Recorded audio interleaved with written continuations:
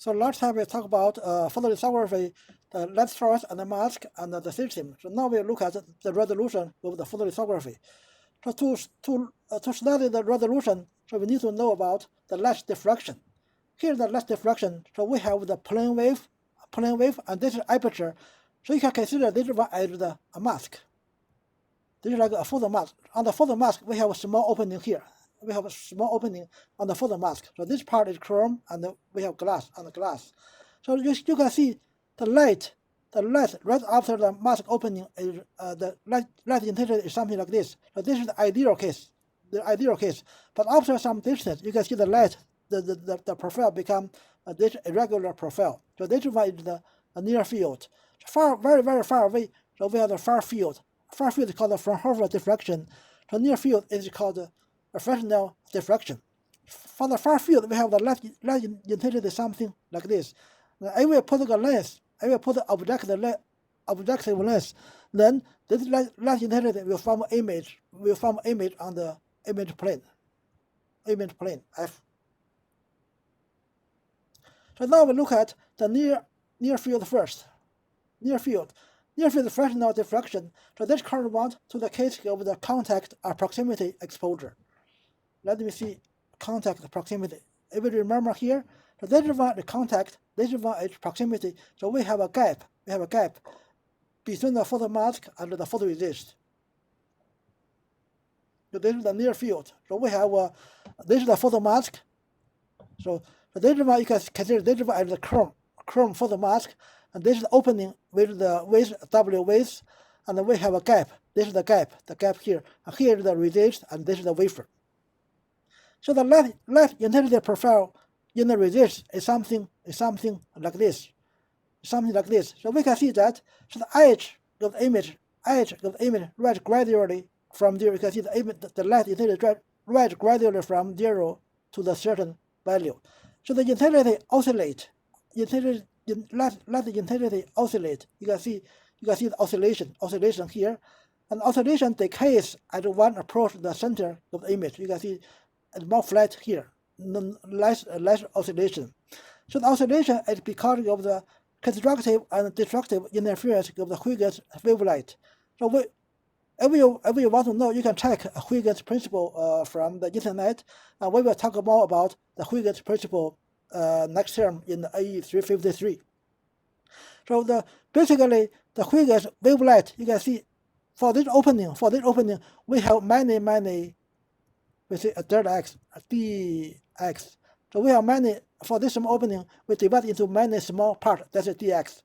Which part we can assume we have a small light, this like which part we have a small a wavelet. Those wavelets, they will, for this spot, all the wavelets will come here.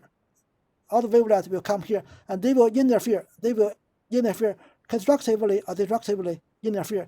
Then you form this one tall and low images. So when aperture is small, the actual oscillation are large.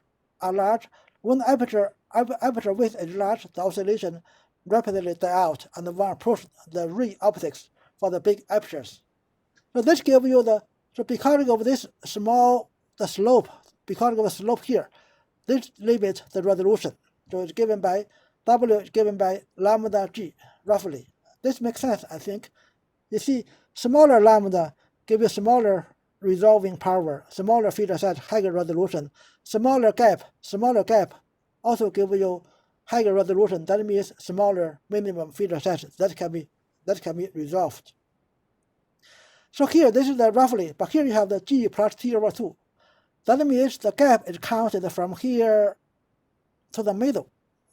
The resist thickness, this one is T. The gap plus half T means gap is considered from here to the middle of the resist.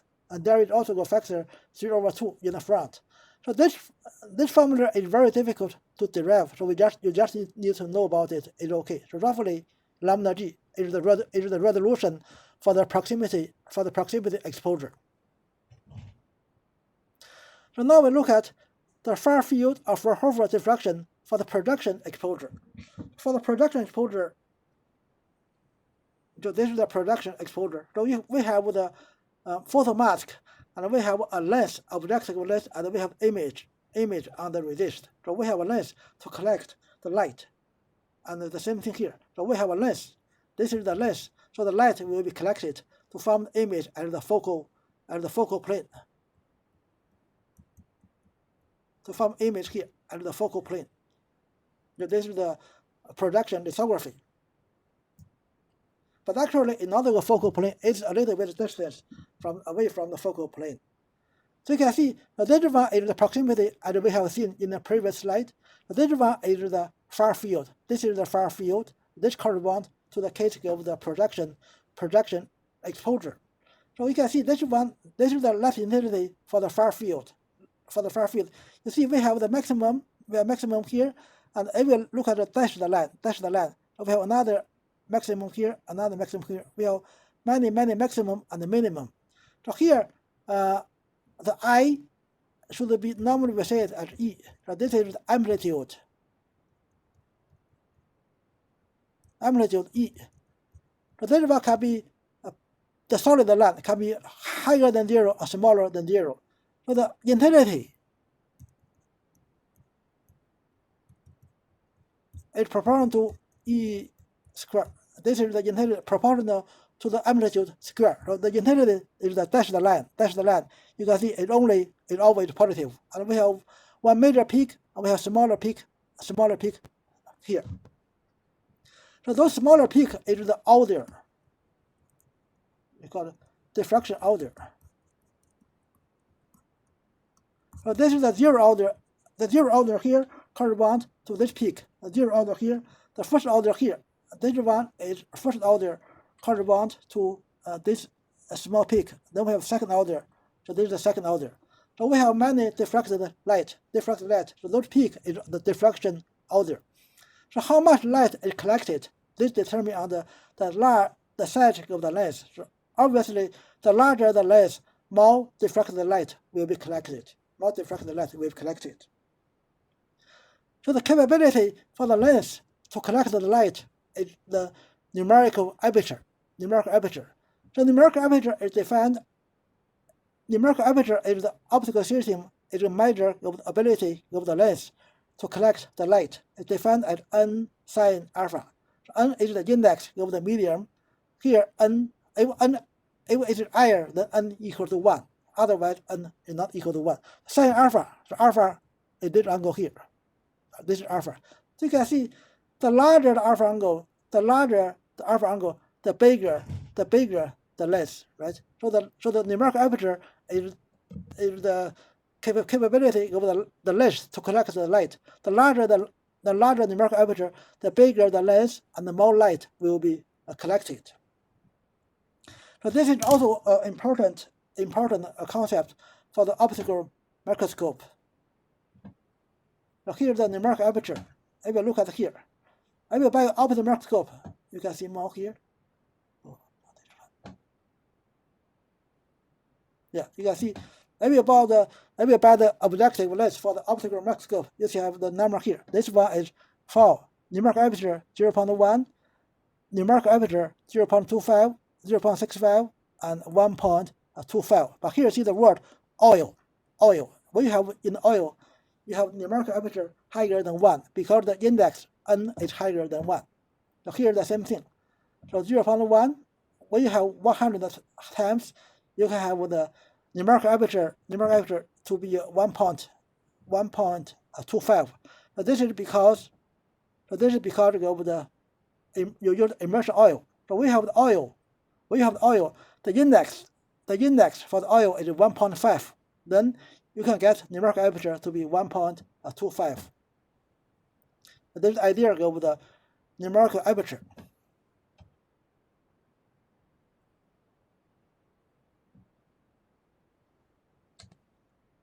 So you can see again. This is we have the opening, we have the lens. Smaller lens, you get image like this. You have the maximum, minimum. The bigger the lens, we have very big lens. You get a spot.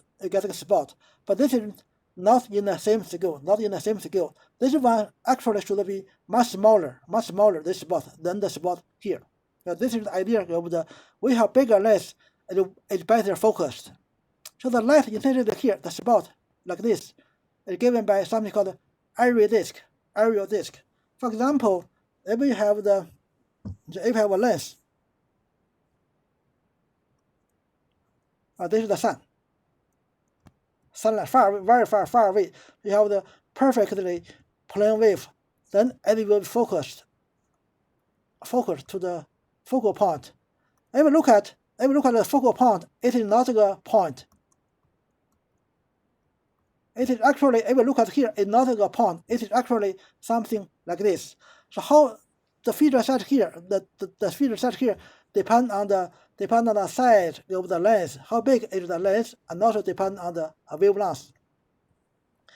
So you can see this is the intensity profile of this area disk. This is the light intensity at this focal point. The same thing is here. Here has the parallel light, so the light intensity here is given by something like this. So the radius here is given by 1.22 lambda f over d. Lambda is the wavelength, f is the focal length, d is the size of the lens. You can see we get a perfect point image. Only if lambda is 0 or f equals 0 or the d equals infinity. You have infinite. If the lens is infinitely large, you get point image. This is the ideal case. It's point image like something like this, like a delta function. Point image. Only infinity at x equal to 0. So now we look at the resolution. Resolution means how far away two spots can be resolved. Here have two spots as the object. Here the two spots as the image A prime and B prime. So how far away they can still be resolved. This one is given by a Rayleigh criteria.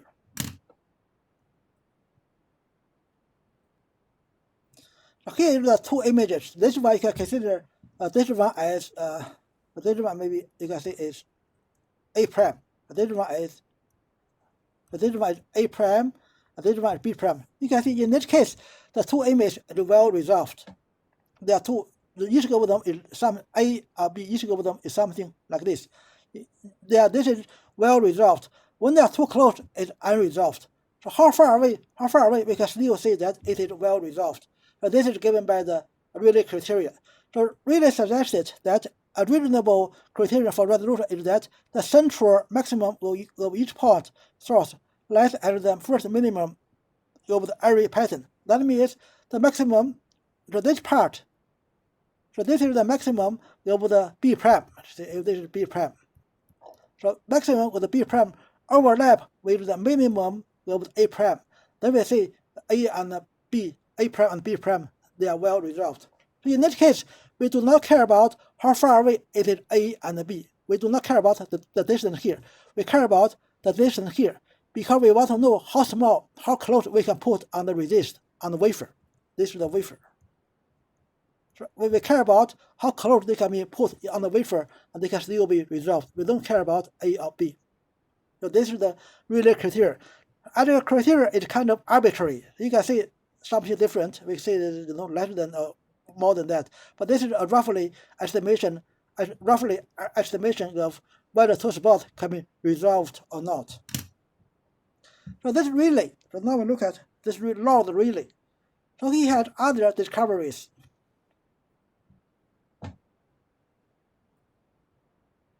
Yeah, there's the Rayleigh. So he won the Nobel Prize. He won the Nobel Prize in 1994. In 1994, he won the Nobel Prize because he discovered the argon. Discovery and isolation of argon. So because of this, he won the Nobel Prize.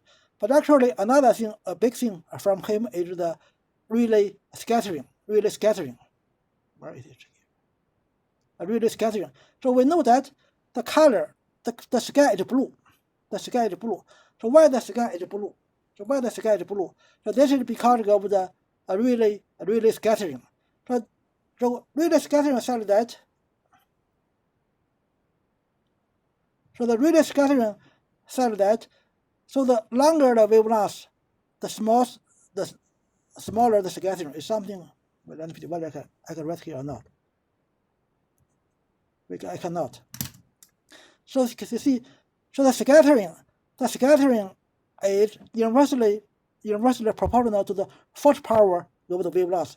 Universally proportional the first power over the wave loss. That means the scattering is proportional to 1 over lambda power 4.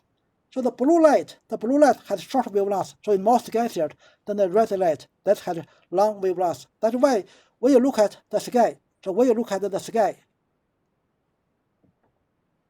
the observer sees only scattered light. So the blue light is more scattered. That's why you see the sky is blue during the daytime. But if you look at the sun, directly at the evening or in the morning, you see the sun is red. You see the sun is red in the evening or in the morning, because the blue color light is scattered away, and you see more red color light that is less scattered. That's why the sun appear red in the morning or at night when you look at the sun directly. So this is the Lord Rayleigh. So here we have the Rayleigh scattering, and here the Rayleigh criteria for the resolution. So you can see that this, we know the distance from here to here. From here to here is given by 1.22 here, from here to here, 1.22 lambda f over d. You see, so resolution given by 1.22 lambda f over d. So resolution here means how far away the two spots can still be distinguished on the wafer or on the photoresist. This is the resolution we can get for the lithography. 1.22 lambda over d. The lambda, when you have the medium, then it becomes lambda over n. This is the wave loss when you have the medium d. So d is the size of the length. So d equal to 2 times f tangent alpha, right? So this is the f. This is f tangent alpha. So roughly equal 2 times f sine alpha. So when this angle is small, tangent alpha is the same as sine alpha, so 2f sine alpha. So you can see here, 2f sine alpha, you cut out the f, you have 0.61 lambda over n sine alpha. N sine alpha by definition is the numerical aperture. So usually we say 0.61, we say K1, a K1 value. The K1 factor has no well-defined physical meaning. That means everything besides wave loss or the numerical aperture effect, everything else, like how the lithography equipment is designed, everything else is put in the property of K1. So to have the higher resolution, that means smaller r, we can have smaller, shorter wavelengths. We can increase the numerical aperture to be higher than 1. We can decrease the K1 factor. So we have many things to decrease the K1 factor, and also we can reduce the wavelength. So nowadays, we use 193 nanometer wavelength plus 13.5 nanometer. 13.5, this is the extreme UV lithography. So today, so both immersion with 193 nanometer and dry 13.5 nanometer extreme UV light lithography is used for the manufacturing of the most advanced IC circuit. So now let's look at the example. This one, 248 nanometer blurred. This one, higher numerical aperture. This one, it gets better image. This shorter wavelength gives you better image. Higher numerical aperture than this one, you get better image. This is even higher numerical aperture. This is even higher numerical aperture, get better and better image. This one, 157 nanometer. This one, you get better image. This is the immersion. Immersion means we have oil, but actually it is water. It is water, not oil. It's the same thing. So we have the numerical aperture higher than 1 when we have the immersion in the water. You get better image. This one is the extreme UV light. You get much better resolution because the wavelength is so short. Now here there is the word annular. Annular is the off-axis illumination. So we will talk about we will talk about off-axis illumination in the IE 353 next term. So this is one trick to decrease the K1 value. So this one, 157 nanometer. 157 nanometer has been under research for many, many years. But around year 2000, this one is give up. This one immersion argon 183 nanometer immersion win off. So this one win, this one lose. As a result, the company. This is ASML. This is the top lithography company, ASML in Denmark, not in Denmark, in the Netherlands. This one, because they use the immersion, they won over this 157 nanometer. So because of the choice, so ASML choose this one, and Japanese companies like Nikon, they choose 157 nanometer route. As a result, this one, the Nikon, the Japanese company, maybe CON, the Japanese company, the lithography, Nikon or Canon, those companies, they lose to ASML because of they take the wrong way. They put too much effort in the 157 nanometer, not enough effort in immersion lithography. So besides resolution, we also care about the depth of focus, because the wafer. So if the wafer is, if the wafer is not flat, that's maybe this area is well focused, this area not well focused. So this is the problem. So we need to care about the depth of focus. For the photography, we have the same idea of the depth of focus. This one is well focused from front to the back. This one, only this flower is well focused, the background is blurred. This one we use a big lens. This one we use a small lens, small aperture or small lens. So normally the camera in a cell phone, they are too small, so you can only take this kind of image. It's very difficult to take this kind of image. And this is the idea of the depth of focus. So this one is also given by a Rayleigh, the same Rayleigh. This is the Rayleigh criteria for depth of focus. So he said that the length of two optical paths, one on axis, one from lens edge or limiting aperture, not differ by more than lambda over 4. So what does this mean? For example, the point B, at the point B, focal point, the two branches have equal paths. So one branch from here to O to B, and the other branch from here to A and to B. So they have equal optical paths. So this is the idea of the focus. This is the idea of optical imaging. They have equal optical paths. So this is the focal point. At point C, this is no longer focused. The difference between the two paths is given by lambda over 4. Let's look at. So we know that at point B, the two branches have equal paths. So on axis, for the on axis one, for this branch, the optical path increased by OC minus OB. So from increased by OC minus OB, so equal to this part. So on axis, from here to here, the difference is given by delta. For the from edge come from here to A, then to C. So the difference from A to C minus A to B, the AC minus AB. If we draw a line like this, it's given by DC. DC is given by delta cosine theta. So this is theta. This one is also roughly theta, because the delta is much smaller than the focal length.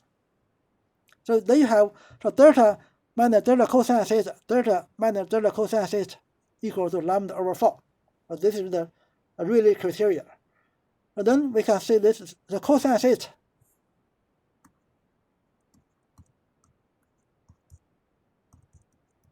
So we know about this approximation. So cosine is equal to 1 over 2 theta square. So you can 1 minus theta square over 2. Then it's given by this formula here. Then from here, we have theta square. So theta for the small angle, theta roughly equal to sine theta, equal to d over 2 lambda. So d over lambda divided by 2. So this is the theta. This is actually tangent theta, but the same thing, very close to sine theta.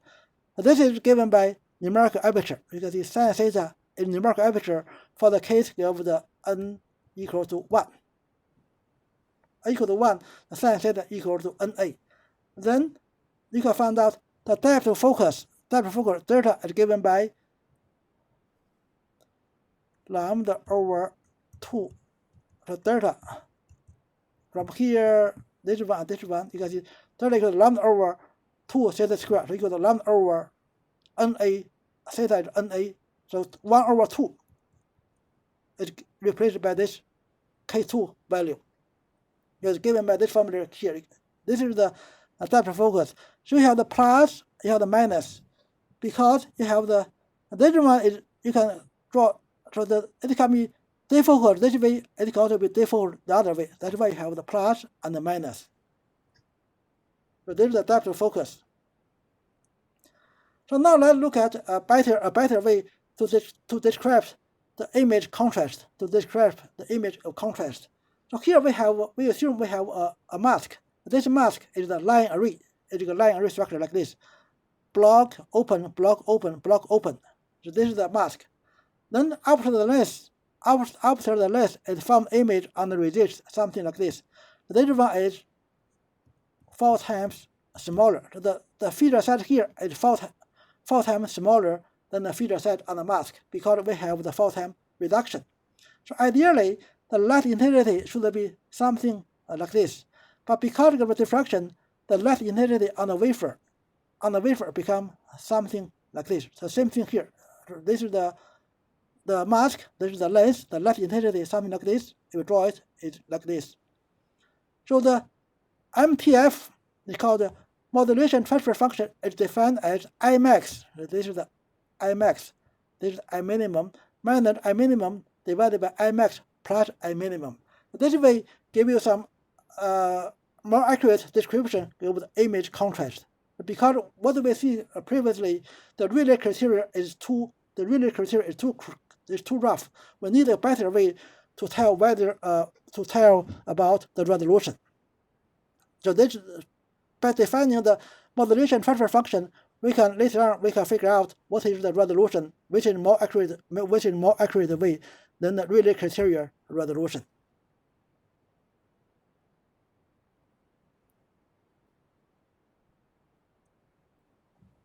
So here is the so actually there is also the modulation transfer function for the photography.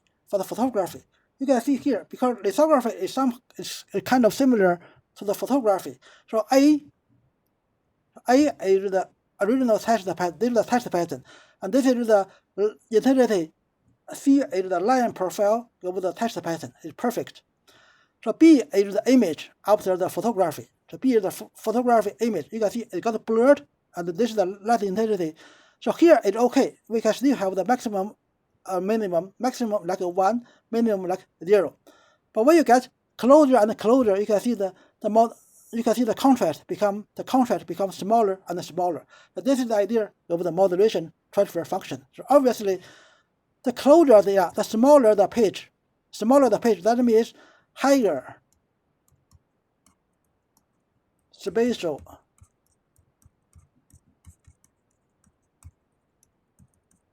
so this one has higher spatial frequency, the worse the modulation transfer function. So the modulation transfer function also depends on the spatial coherence. So the concept for what is spatial coherence, you can see ideally we have a point source. Then when the light come out, it is coherent. This is the coherent light. Coherent light have the phase to space relationship. The relationship is given by, if we talk about the electrical field component of the electromagnetic wave, then this one is given by the amplitude E I K minus omega t. You can see, so this part is the phase. The R here is the space. So we have well-defined phase and space relationship. But for the non-ideal case, this one we have the light source that is this big. The light source is this big. then the light incidence on the mask is something like this. This one is called incoherent light or partial coherent light. This one is the partially coherent light. The wavefront that are only partially correlated is not well defined like this. The wavefront on the mask is only partially coherent or partially correlated.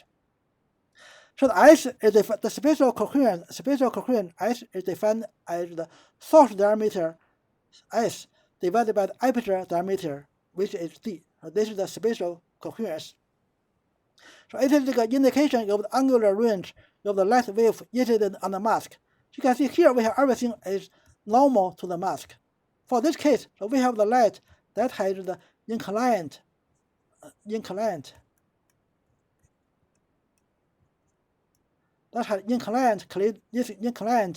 incidence on the mask. So small s is not always good. So ideally, this one s equal to 0, but actually s equal to 0 is not always good. Sometimes we want s to be a little bit some size. So this we have the light incident from the tilt, from inclined direction. So this idea similar to the off-axis illumination. So the off-axis illumination will give you better resolution than this normal illumination. So we will talk about off-axis illumination next term in the 353. So now we look at the effect of the spatial coherence, on the modulation transfer function. So it's given by this graph. So the S here is the spatial coherence. This one is the modulation transfer function. So in this case, so we have the grating photomask, and the light intensity profile on the wafer is given by 2W. The light on the wafer is 2W. The grating period on the mask is HW because we have photon reduction. So on the wafer is 2W. So the horizontal axis is called normalized spatial frequency. So spatial frequency is defined by 1 over 2W. So 1 over 2W. This is the spatial frequency. So 2W. You see, 2W is the pitch. Is the period. How is it? 2W is the pitch or period of the grating. So 1 over 2W is the spatial frequency. Divided is, but this one is normalized. So normalized to what? So normalized to the Rayleigh criteria cutoff frequency mu 0 1 over r. Normalized to the Rayleigh criteria cutoff frequency, which given by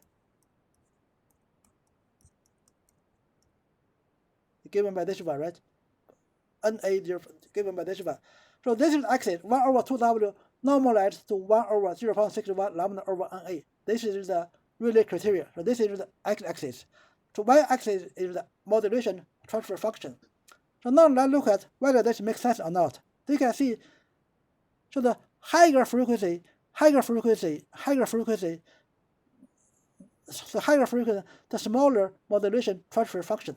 So higher frequency means smaller W, we get smaller modulation transfer function. So this makes sense because you can see smaller the pitch, smaller the W, you get smaller the modulation transfer function. So this makes sense. Another thing you can see that so this one is s equal to 0.5, this one s equal to 1, this one 0.25. So you can see for the larger s, it's good for the smaller features. Smaller features means higher frequency. You can see this s equal to 1. S equal to 1. It's very big. S equal to 1 is very big. But this case is better than s equal to 0.25. It's also better than s equal to 0.5. So larger s is good for the smaller features, but bad for the larger features. So larger features is here. You can see, so s equal to 1, if you look at here, this one is not as good as this one, and this is not as good as this one. So that means that, so we want some trade-off. We need some trade-off. We need some trade-off for the spatial coherence s. So normally for the commercial product, the s is chosen as 0.5 to 0.7. This way we get good resolution for the small features, and also we get some good resolution for the larger features. So we will have some assignment on the modulation transfer function and also from this curve. I hope you can understand this curve. Basically, this curve tells you if you know the feature size and you know the numerical aperture, or you know the wave loss, you know spatial coherence, you can get the MTF. You get the MTF, and if you know the MTF, you can also figure out what smallest W you can get. So later on, we will have the definition of CMTF. There is a critical MTF. This is the property of the resist. So eventually, as you can imagine, so the resolution usually depends on the photoresist. So we have very good photoresist, low MTF can be resolved. We have very poor photoresist. You need a very good MTF in order to resolve it. This is a periodic structure. A periodic structure is something. This is the MTF. So something like this. Something like this. If you look at the Rayleigh criteria, this one you can imagine. This one is the I max. This one is the I minimum. I max, I minimum. This you can also get the kind of MTF from this minimum and maximum light intensity. So Rayleigh said that in this situation, overlap the minimum with the maximum, the two spots can be well resolved. But actually, obviously, this depends on the resist. When the resist is very good, even though the two spots is closer, one here, maybe one here, it can be resolved. If the resist is very good. If the resist is very bad, even something like this, it may not be resolved. So you can see, so the Rayleigh criteria is only a very rough criteria without considering the property of the photoresist. So we will look at the property of the photoresist next time. Thank you.